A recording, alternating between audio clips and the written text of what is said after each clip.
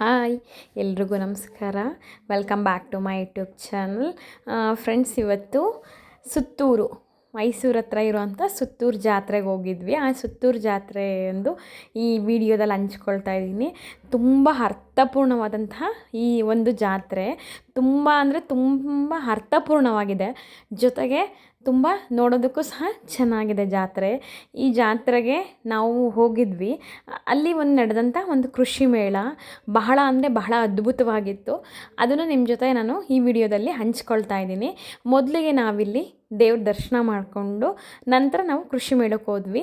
ದೇವ್ರ ದರ್ಶನಕ್ಕೆ ಹೋದಾಗ ಅಷ್ಟೊಂದು ನಾವು ಎರಡನೇ ದಿನ ಹೋಗಿರೋದ್ರಿಂದ ಅಷ್ಟೊಂದು ರಶ್ ಇರಲಿಲ್ಲ. ಹಂಗಾಗಿ ಸ್ವಲ್ಪ ಕ್ಯೂ ಇತ್ತು. ತುಂಬ ಸಿಸ್ಟಮ್ಯಾಟಿಕ್ ಆಗಿದೆ. NSS ಮತ್ತು ಅವರು NCC ಮಕ್ಕಳೆಲ್ಲ ವಾಲಂಟಿಯರ್ ಆಗಿ ವರ್ಕ್ ಮಾಡ್ತಿದ್ದಾರೆ. ತುಂಬ ಚೆನ್ನಾಗಿದೆ. ಅಷ್ಟು ರಶ್ ಇರಲಿಲ್ಲ. ಹಂಗಾಗಿ ನಾವು ಹೋಗ್ಬಿಟ್ಟು ಕ್ಯೂ ಅಲ್ಲಿ ಬಂದ್ವಿ. ಒಳಗಡೆ ಫೋಟೋ ತೆಗಿಯೋಕ್ಕೆ ಬಿಡಲಿಲ್ಲ. ಹಂಗಾಗಿ ಒಳಗಡೆ ದೇವ್ರು ತೆಗಿಲಿಲ್ಲ. ಹೊರಗಡೆ ಬಂದ್ವಿ. ಅದು ಚಿನ್ನದು ಬೆಳ್ಳಿ ರಥ ಇತ್ತು. ಅಲ್ಲಿ ಫೋಟೋ ಎಲ್ಲ ತಕ್ಕೊಂಡು ಬಂದ್ವಿ. ತುಂಬ ಅಂದರೆ ತುಂಬ ಚೆನ್ನಾಗಿದೆ ಫ್ರೆಂಡ್ಸ್. ಇದು ಹೆಂಗಿದೆ ಅಂತಂತಂದರೆ ಮತ್ತೊಮ್ಮೆ ನಮ್ಮ ಬಾಲ್ಯಕ್ಕೆ ಕರ್ಕೊಂಡೋಗೋಂಥ ಒಂದು ಜಾತ್ರೆ ಅಂತಲೇ ಹೇಳಬಹುದು. ಇದು ಕೃಷಿ ಮೇಳ. ಅದನ್ನು ಎಂಟ್ರೆನ್ಸಲ್ಲಿ ಈ ರೀತಿ ತುಂಬ ಚೆನ್ನಾಗಿ ಡೆಕೋರೇಟ್ ಮಾಡಿದ್ದಾರೆ. ಸಂಕ್ರಾಂತಿ ಥೀಮಲ್ಲಿ ಹಸು ಕರು ಇಟ್ಟಿದ್ದಾರೆ. ಕೃಷಿ ಮೇಳ ಇದಕ್ಕೆ 10 ರೂಪಾಯಿ ಟೋಕನ್ ಚಾರ್ಜ್ ಇದೆ. 10 ರೂಪಾಯಿ ಅನ್ನೋದಕ್ಕಿಂತ ಅಲ್ಲಿ ಹೋಗಲೇಬೇಕು ಫ್ರೆಂಡ್ಸ್. ಅಷ್ಟು ಅರ್ಥಪೂರ್ಣವಾಗಿದೆ. ಹೆಂಗೆ ಅಂತಂತಂದರೆ ಇದರಲ್ಲಿ ಹಿಂಗಾರು ಮುಂಗಾರು ಬೆಳೆನೆಲ್ಲ ಒಂದೇ ಇದರಲ್ಲಿ ನಮಗೆ ತೋರಿಸಿದ್ದಾರೆ. ಅದನ್ನು ನೋಡಿದ್ರೆ ನಿಜವಾದ ಎತ್ತಿನ ಗಾಡಿ ಅನ್ಬೇಕು. ಆ ರೀತಿಲಿ ಅದನ್ನು ನಾವು ಅವರು ಮುಂದೆ ಫ್ರಂಟಲ್ಲಿ ಆ ರೀತಿ ಗಮನ ಸೆಳೆಯೋದಕ್ಕೆ ಸೆಂಟ್ರ್ ಆಫ್ ಅಟ್ರಾಕ್ಷನ್ ಆಗಿ ಅದನ್ನು ಇಟ್ಟಿದ್ದಾರೆ. ನಂತರ ಒಳಗಡೆ ಹೋದ್ವಿ. ಒಳಗಡೆ ಹೋಗಿದ ತಕ್ಷಣವೇ ಒಂದು ಒಳ್ಳೆ ಗುಡ್ ಮೆಸೇಜಸ್ ಇಟ್ಟಿದ್ದಾರೆ. ಅದು ಎಲ್ಲ JSS ಸಂಸ್ಥೆ ಅವರೇ ಮಾಲಿ ಅಂತ ವಿದ್ಯಾಸಂಸ್ಥೆಗೆ ಸೇರಿದಂಥವರೇ ಒಂದು ಎಲ್ಲ ಇದನ್ನು ಆರ್ಗನೈಸ್ ಮಾಡಿರೋದಂತೆ. ತುಂಬ ಚೆನ್ನಾಗಿದೆ ಫ್ರೆಂಡ್ಸ್. ಅದು ಆ ಮಗು ನೋಡಿದ್ವಲ್ಲ, ಅದು ಆ ಚಿತ್ರದಲ್ಲಿ ಹೇಳ್ದಂಗೆ ನೆಕ್ಸ್ಟ್ ಇದೇ ರೀತಿ ಮೊಬೈಲ್ ನಾವು ಯೂಸ್ ಮಾಡ್ತಾಯಿದ್ರೆ ಹೊಟ್ಟೆಲಿ ಹುಟ್ಟ ಅಂತ ಮಗುನೂ ಸಹ ಆ ಮೊಬೈಲ್ ಇಟ್ಕೊಂಡು ಹುಟ್ಟಿದ್ರೆ ಏನೋ ಅದು ಹಾಗಲ್ಲ, ಅಂದರೆ ಆ ಥರ ಹುಟ್ಟಬಹುದು ನೆಕ್ಸ್ಟ್ ಹುಟ್ಟ ಮಕ್ಕಳು ಅಂತ ಒಂದು ಒಳ್ಳೆ ಮೆಸೇಜ್ ಕೊಟ್ಟಿದ್ದಾರೆ. ನಂತರ ಇಲ್ಲಿ ಒಳಗಡೆ ಬಂದ್ವಿ. ಎಲ್ಲ ತರಕಾರಿ ಗಿಡಗಳಿದೆ. ಇಲ್ಲಿ ಸಲಾಡ್ಗೆ ಉಪಯೋಗಿಸ್ತಾರಲ್ಲ, ಇದರಲ್ಲಿ ಆ ಸಲಾಡ್ ತರಕಾರಿನೆಲ್ಲ ಹಾಕಿದ್ದಾರೆ. ಮತ್ತು ಇಲ್ಲಿ ನೋಡಿ ಕೃಷಿ ಮಣ್ಣು ಸಹಿತ ಕೃಷಿ ಅಂತ ಹೇಳ್ಬಿಟ್ಟು ಈ ರೀತಿ ಇದ್ರಲ್ಲಿ ಬೆಳೆ ಅಂಥ ಬೆಳೆನೆಲ್ಲ ಹಾಕಿದ್ದಾರೆ. ಇಲ್ಲಿ ಟೊಮೊಟೊ ಹಾಕಿದ್ದಾರೆ. ಇದು ಯಾವುದೇನೆ ತಗೊಂಬಂದು ಪಾಟಲ್ಲಿ ಇಟ್ಟಿರೋ ಅಂಥದ್ದೆಲ್ಲ ಅಲ್ಲೇ ಬೆಳೆದಿದ್ದಾರೆ. ಎಷ್ಟು ತಿಂಗಳ ಪರಿಶ್ರಮ ಇತ್ತೋ ಗೊತ್ತಿಲ್ಲ. ಅವ್ರಿಗೊಂದು ನಮ್ಮ ಕಡೆಯಿಂದ ಒಂದು ಬಿಗ್ ಸಲ್ಯೂಟ್ ಹೇಳಬೇಕು. ಯಾಕೆಂದರೆ ಅಷ್ಟು ತಿಂಗಳು ಶ್ರಮ, ಇದರಲ್ಲಿ ಅಷ್ಟು ಜನಗಳ ಶ್ರಮ ಇದೆ ಅಂತ ನಾವು ಹೇಳಬಹುದು.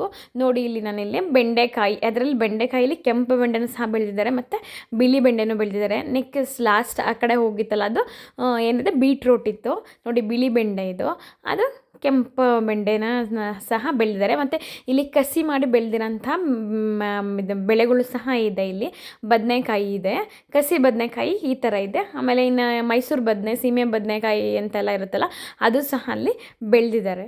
ನೆಕ್ಸ್ಟು ಮುಂದೆ ಹೋಗ್ತಿದ್ದಂಗೆಲ್ಲ ಸೊಪ್ಪು ಅಂತಂದರೆ ಅದನ್ನು ನೋಡಿದ ತಕ್ಷಣ ಮೂಗಲ್ಲಿ ಸ್ಮೆಲ್ ಹಾಗೆ ಬರ್ತಿತ್ತು. ಅಷ್ಟು ಚೆನ್ನಾಗಿ ಅವರ ಪರಿಶ್ರಮ ಇದೆ ಅಂತ ನಾವು ಹೇಳಬಹುದು.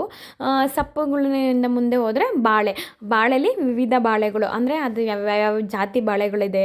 ನೇಂದ್ರ ಬಾಳೆ, ಏಲಕ್ಕಿ ಬಾಳೆ, ಮೈಸೂರು ಬಾಳೆ, ಈ ರೀತಿ ಅದರಲ್ಲಿ ಇರೋಂಥ ವಿವಿಧ ತಳಿಗಳ ಬಾಳೆಗಳನ್ನ ಸಹ ಇಲ್ಲಿ ಹಾಕಿದ್ದಾರೆ, ಬೆಳೆದಿದ್ದಾರೆ. ಅದು ಬರೋವಂಥದ್ದೆಲ್ಲ ಅದು ತಳಿ ಯಾವ್ದ್ಯಾವ್ದು ಅಂತ ಹೇಳ್ಬಿಟ್ಟು ಅದಕ್ಕೂ ಸಹ ಅಲ್ಲಿ ಕೊಟ್ಟಿದ್ದಾರೆ, ಯಾವ ತಳಿ ಯಾವ ಇದು ಅಂತ ಹೇಳ್ಬಿಟ್ಟು. ನೆಕ್ಸ್ಟ್ ಹೋದರೆ ಇಲ್ಲಿ ಪಪ್ಪಾಯ ಬೆಳೆದಿದ್ದಾರೆ. ಅದರಿಂದ ನೆಕ್ಸ್ಟ್ ಹಂಗೆ ಮುಂದೆ ಹೋದರೆ ಏನು ಸ್ಟಾರ್ಟ್ ಆಗುತ್ತೆ, ಇಲ್ಲಿ ಅಲಂಕಾರಿಕ ಹೂವುಗಳು, ಈಗ ಫಂಕ್ಷನ್ಸ್ಗೆಲ್ಲ ಡೆಕೋರೇಟ್ ಮಾಡ್ತಾರಲ್ಲ, ಹೂವುಗಳನ್ನ ಇಲ್ಲಿ ಈ ರೀತಿ ಬೆಳೆದಿದ್ದಾರೆ. ಇದಕ್ಕೆ ಎಷ್ಟು ತಿಂಗಳುಗಳು ತಯಾರಿ ನಡೆದಿತ್ತೋ ಗೊತ್ತಿಲ್ಲ.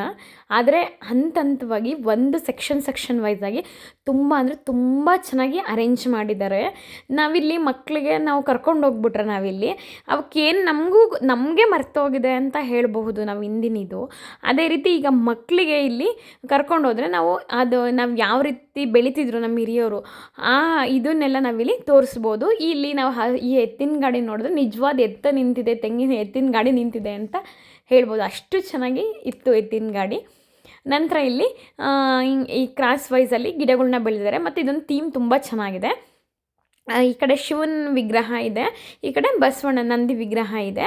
ಮಧ್ಯದಲ್ಲಿ ಹೂಗಳ ಮಧ್ಯದಲ್ಲಿ ಶಿವನ ವಿಗ್ರಹ ಮತ್ತು ಬಸವಣ್ಣನ ತುಂಬ ಚೆನ್ನಾಗಿ ಅದನ್ನು ಡೆಕೋರೇಟ್ ಮಾಡಿದ್ದಾರೆ. ಅದು ಹೂಗಳು ನೋಡಿದ್ರೇ ಆ ಚೆಂಡು ಹೂವು ಹಂಗೆ ಅಷ್ಟು ಚೆನ್ನಾಗಿ ಅರಳಿ ನಿಂತಿತ್ತು. ಆ ಟೈಮಿಗೆ ಬರೋಂಗೆ ಮಾಡಿದಾರಲ್ಲ, ಅವ್ರಿಗೆ ಎಷ್ಟು ಶ್ರಮ ಇದೆ ಅಂತಂದರೂ ಸಾಕಾಗಲ್ಲ.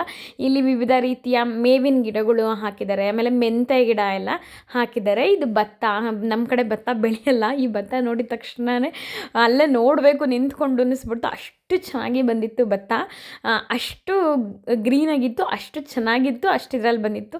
ಇನ್ನು ನಮ್ಮ ಕಡೆ ಬೆಳೆಯೋಂಥ ರಾಗಿ ನೋಡಿ ನಮಗೆ ನಮ್ಮೂರೆಲ್ಲ ನೆನಪಾಯಿತು. ಅಷ್ಟು ಚೆನ್ನಾಗಿತ್ತು ರಾಗಿನೂ ಸಹ. ಅದರಲ್ಲಿ ರಾಗಿಲಿ 2 ಥರ ರಾಗಿ ಇತ್ತು, ದಪ್ಪ ತೆನೆ ಮತ್ತು ಇದ್ರ ತೆನೆ ರಾಗಿ ಸಹ ಬೆಳೆದಿದ್ರು.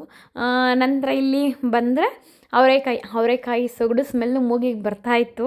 ಇದು ಹೆಂಗೆ ನೆನಪಾಯ್ತು ಅಂತಂದರೆ, ಊರುಗಳಲ್ಲಿ ರಾಗಿ ಎಲ್ಲ ಕಿತ್ತ ಮೇಲೆ ಹಟ್ಟಿ ಅಂತ ಹಾಕಿರ್ತಾರಲ್ಲ ಅವರೆಕಾಯಿ, ಆ ಸ್ಮೆಲ್ಲು ಬಂದಂಗೆ ಇಲ್ಲಿ ಬರ್ತಾಯಿತ್ತು. ನಂತರ ಇಲ್ಲಿ ಬುಡ್ಗಡಲೆ ಬರುತ್ತಲ್ಲ, ಆ ಕಡಲೆ ಗಿಡ ಹಾಕಿದ್ದಾರೆ. ನೆಲಗಡಲೆನೂ ಸಹ ಹಾಕಿದ್ರು. ಆಮೇಲೆ ನಾವು ಸಾವೆ ಬೆಳಿತೀವಲ್ಲ, ಆ ಸಾವೆನೂ ಇತ್ತು. ಸಿರಿಧಾನ್ಯಗಳು ಅಂತ ಇಲ್ಲಿ ಹಾಕಿದ್ದಾರೆ ಇವರು. ಬರ್ಗು ಇದನ್ನೆಲ್ಲ ಒಂದು ಕಡೆನೇ ಬೆಳೆದಿದ್ದಾರೆ. ಮಕ್ಳಿಗೆ ನಾವು ಇದನ್ನು ತೋರಿಸಿ ಇದು ಯಾವ ಬೆಳೆ ಅಂತ ತೋರಿಸೋದಕ್ಕೆ ಸಹ ತುಂಬ ಹೆಲ್ಪ್ ಆಗುತ್ತೆ. ಮಕ್ಕಳು ನಾವು ಕರ್ಕೊಂಡು ಹೋಗಲೇಬಹುದಾದಂತಹ ಒಂದು ಜಾಗ ಅಂತ ಹೇಳ್ಬೋದು ನಾವಿಲ್ಲಿ. ಇನ್ನು ಫರ್ಟಿಲೈಸರ್ಗಳೆಲ್ಲ ಅಲ್ಲಿ ಇದು ಮಾಡ್ತಾಯಿದ್ರು. ಬಟಾಣಿ ಗಿಡ ನಾವು ಯಾವ ರೀತಿ ಇರುತ್ತೆ ಅಂದರೆ ನೋಡಿರಲಿಲ್ಲ. ಬಟಾಣಿ ಗಿಡ, ನೆಲಗಡಲೆ, ಕುದುರೆ ಮೆಂತಲ್ಲಿ 2-3 ಥರ ಮೆಂತೆ ಇತ್ತು. ಅದರಲ್ಲಿ ಇದು ಕುದುರೆ ಮೆಂತೆ ಅಂತ ಹೇಳ್ಬಿಟ್ಟು ಬೆಳೆದಿದ್ದಾರೆ. ವಿವಿಧ ಜಾತಿಗಳಿರೋಂಥ ಮೆಂತೆನೂ ಬೆಳೆದಿದ್ದಾರೆ. ಅಲಸಂದೆ ಕಾಳು ಗಿಡ ಬೆಳೆದಿದ್ರು. ಮತ್ತು ಅಲಸಂದೆ, ಮೇವಿನ ಅಲಸಂದೆ ಅಂತ ನಮಗೆ ಗೊತ್ತೇ ಇಲ್ಲ ಯಾವ ಅಲಸಂದೆ ಇರುತ್ತೆ ಅಂತ ಹೇಳ್ಬಿಟ್ಟು. ಇನ್ನು ಹುರುಳಿ, ಇದು ನಮ್ಮ ಸೈಡ್ ಬೆಳೆಯೋಂಥ ಬೆಳೆ. ಆ ಹುರುಳಿ ಗಿಡ ನೋಡಿದ್ರೇ ನಮಗೂ ಅದು ನೆನಪಾಗ್ತಿತ್ತು. ಹುರುಳಿನೂ ಸಹ ಒಂದು ಕಡೆ ಬೆಳೆದಿದ್ದಾರೆ. ಅವರೆಕಾಯಿ ನೋಡಿ ಅದು ಹೆಂಗೆ ಅಂತಂದರೆ, ಈ ಚಳಿಗೆ ಆ ಸೊಗಡು ತುಂಬ್ಕೊಂಡು, ಗಿಡಗಳು ತುಂಬಿಕೊಂಡು ಅವರೆಕಾಯಿ ಇತ್ತು, ಚೆನ್ನಾಗಿತ್ತು. ನೆಕ್ಸ್ಟು ಇನ್ನು ಸೋಯಾಬೀನ್ ಬೆಳೆದಿದ್ದಾರೆ. ಯಾವ್ಯಾವ ಗಿಡದಲ್ಲಿ ಯಾವ್ಯಾವ ಥರ ಬರುತ್ತೆ ಅಂತ ನಾವು ಮಕ್ಳಿಗೆ ತೋರ್ಸೋಕ್ಕೆ ತುಂಬ ಚೆನ್ನಾಗಿದೆ. ಇನ್ನು ಕಡಲೆಕಾಯಿ, ನೆಕ್ಸ್ಟು ಹುಚ್ಚೆಳ್ಳು, ಅದು ಗುರೆಳ್ಳು ಅಂತೀವಲ್ಲ, ಹುಚ್ಚೆಳ್ಳನ್ನು ಸಹ ಬೆಳೆದಿದ್ರು. ಇನ್ನು ಎಳ್ಳು ಸೀಸನ್ ಅಲ್ಲದೆ ಹೋದ್ರೂ ಬೆಳೆದಿದ್ದಾರಲ್ಲ ಇದನ್ನೆಲ್ಲ.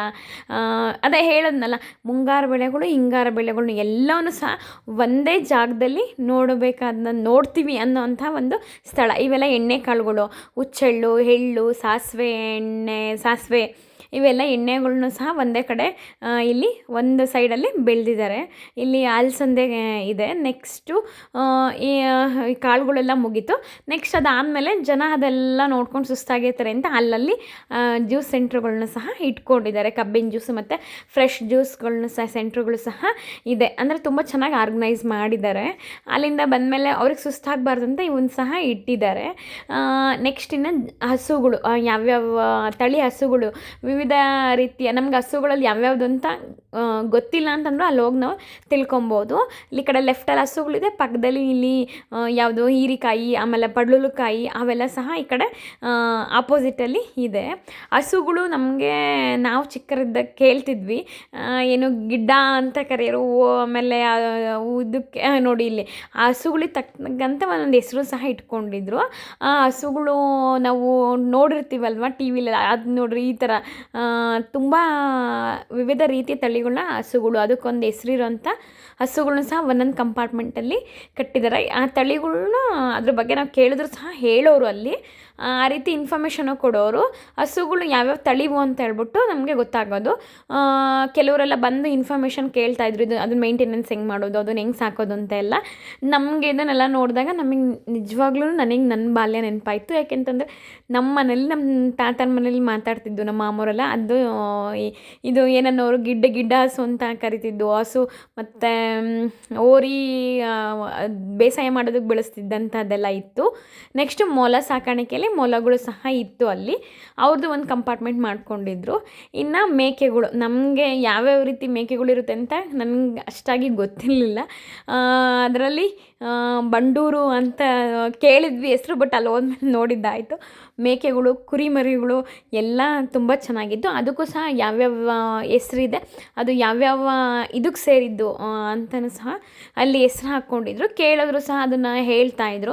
ಎಷ್ಟು ವರ್ಷಕ್ಕೆ ಎಷ್ಟು ವರ್ಷ ಸಾಕಬೇಕು ಹಾಕಬೇಕಾಗುತ್ತೆ, ಅದು ಮೇಂಟೆನೆನ್ಸ್ ಅದಕ್ಕೆ ಏನು ಹಾಕಬೇಕು ಎಲ್ಲ ಪ್ರತಿಯೊಂದನ್ನು ಸಹ ಹೇಳ್ತಾಯಿದ್ರು. ನೋಡಿ ಇದೇ ಬಂಡೂರು ಕುರಿ ಅಂತ ನಾವು ಎಲ್ಲ ಟಿ ವಿಲೆಲ್ಲ ಹಿಂಗೆ ನೋಡಿರಲಿಲ್ಲ, ನಿಜವಾಗ್ಲೂ ನೋಡ್ಕೊಂಡ್ವಿ. ಇದು ಹಳ್ಳಿಕರ ಹಳ್ಳಿಕರ ದನಗಳು, ಹಸುಗಳು ಅಂತ ಹೇಳ್ತೀವಲ್ವ ನಾವು, ಅದು ಇದು ನಾವು ಹೋರಿಗಳು, ಹಳ್ಳಿಕರ ಹೋರಿ ಅಂತ ಹಾಕ್ಕೊಂಡಿದ್ರು. ನಮ್ಮ ಕಡೆಯಲ್ಲಿ ಇದನ್ನು ನಾವು ಇದು ಉಳುಮೆ ಮಾಡೋದಕ್ಕೆ ನಾವು ಇದನ್ನು ಉಪಯೋಗಿಸ್ತಿದ್ವಿ. ಆ ಥರದ್ದು ಇದು ನಮಗೆ ನೆನಪಾಯಿತು. ನೆಕ್ಸ್ಟು ನಾವಿಲ್ಲಿ ಹಸುಗಳು ಮತ್ತು ಅದಕ್ಕೆಲ್ಲ ತುಂಬ ಅಲಂಕಾರನೂ ಸಹ ಮಾಡ್ಕೊಂಡಿದ್ರು. ಇದನ್ನು ನೋಡ್ರಿ ಮಲೆನಾಡು ಗಿಡ್ಡ ಅಂತ ಹೇಳ್ಬಿಟ್ಟು, ನಾವು ನಮ್ಮ ಕಡೆ ಎಲ್ಲ ನಮ್ಮ ಮಾಮೂಲಿ ಗಿಡ್ಡ ಹಸು ಅನ್ನೋರು, ಇದನ್ನ ಇವರು ಮಲೆನಾಡು ಗಿಡ್ಡ ಅಂತ ಹೇಳೋರು.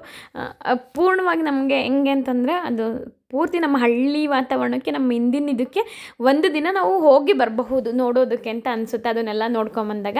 ಅದಾದಮೇಲೆ ನೆಕ್ಸ್ಟು ಮತ್ತು ಜ್ಯೂಸ್ ಸೆಂಟ್ರುಗಳು, ನೆಕ್ಸ್ಟ್ ಬೇಕಾದಂಥ ಪುಡಿಗಳು, ನೆಕ್ಸ್ಟು ಅದಕ್ಕೆ ಬೇಕಾಗಿರೋಂಥ ಬೀಜಗಳು, ತರಕಾರಿ ಬೆಳೆಯೋದಕ್ಕೆ ಅಲ್ಲಲ್ಲೇ ಅವರವರೇ ಅದನ್ನು ಇದು ಆರ್ಗ್ಯಾನಿಕ್ಸ್ ತರಕಾರಿಗಳನ್ನೆಲ್ಲ ಇಟ್ಕೊಂಡಿದ್ರು, ಅದಕ್ಕೆ ಬೇಕಾಗಿರೋಂಥ ಬೀಜಗಳನ್ನ ಇಟ್ಕೊಂಡಿದ್ರು.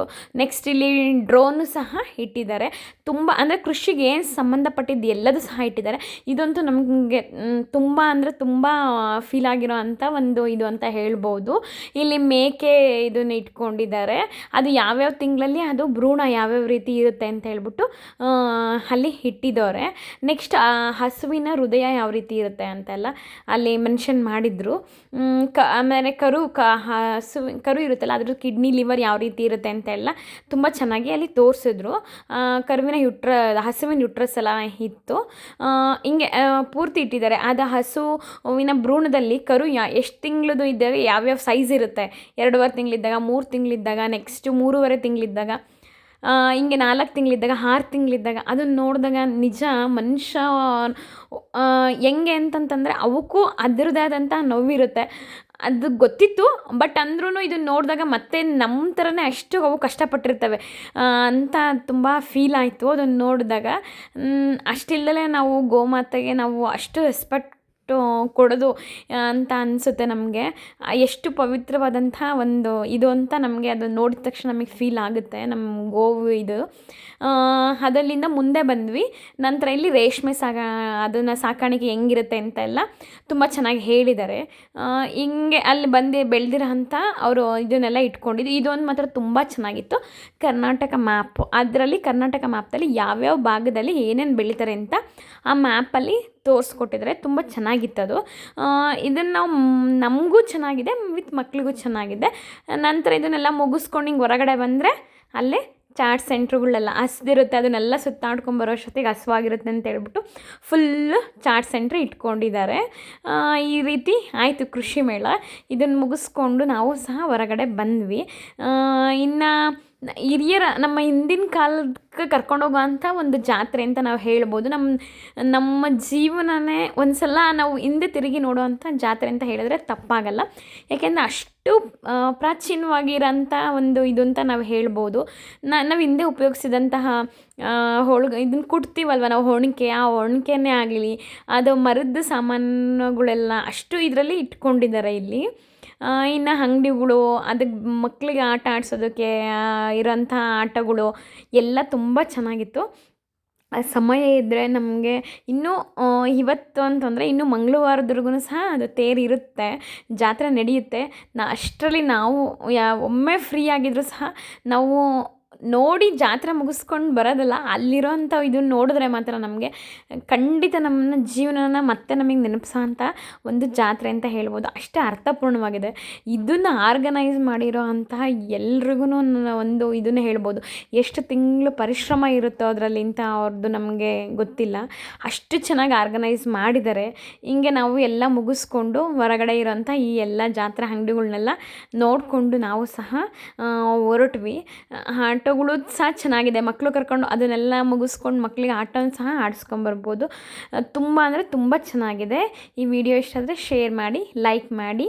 Thank you for watching.